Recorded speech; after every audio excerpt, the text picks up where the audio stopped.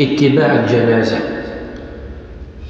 ويثم من حق المسلم على المسلم، ذا الحق مسلم في مسلم أنه تتبعث الجنازة حتى يصلى عليها وحتى تدفن.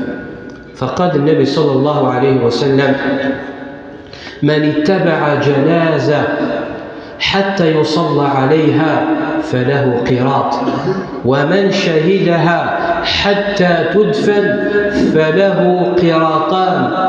قيل: وما القيراطان يا رسول الله؟ ولم يثم الرجل مقر.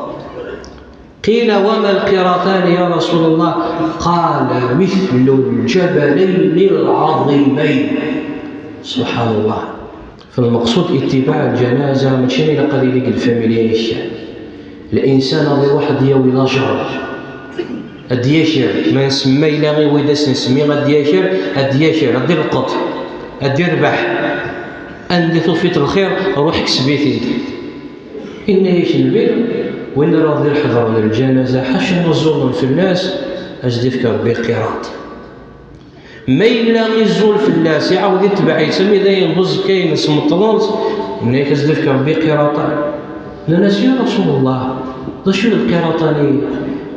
إن مثل الجبلين العظيمين، مثل الجبلين العظيمين.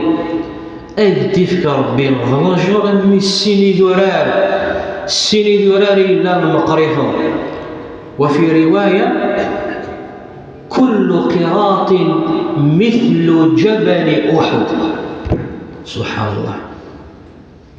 ويشني نلقى واحد كان زران أذرار أحد جبل أحد، كل قراط مثل جبل أحد. هذاك تفكر بين الرجل ثوال ما يثمن شحال الخير صروحه.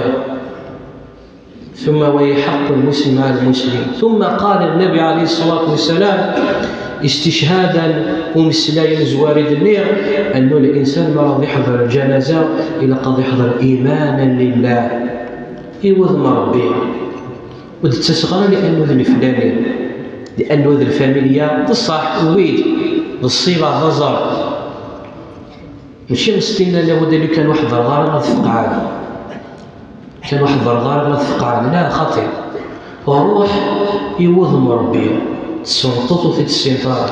ولهذا قال النبي عليه الصلاة والسلام: من تبع جنازة مسلم وينك تبعن الجنازة يمسي مسلم.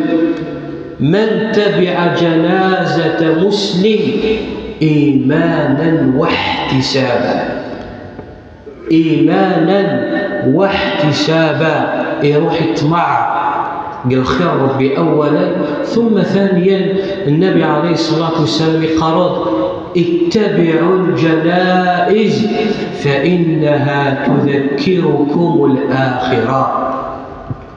العبد يسمى هذه اللي قدوني في غفل الخدمة وخامة الخدمة الدريا مع مشاغل الدنيا في مشاكل اسمع راضي واحد يبدا كان بزكا كواحد ويث مسكا يفك كلش ديني يفك كلش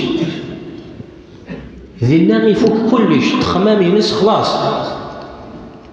خلاص إوا شو تسناوي تسورث يردوني في الآخر ذا كان غيك تسيطارين يردوني في الآخر ذا العالم يطم ذا الموند يطم وما يسمى بعالم البرزخ ذا كان إلا ماشي ذي الدنيا ماشي ذي الآخر ما ردي الحق العباد ذينا ما ردي مكثير. ولهذا وصية البيت: اتبعوا الجنائز فإنها تذكركم الآخرة.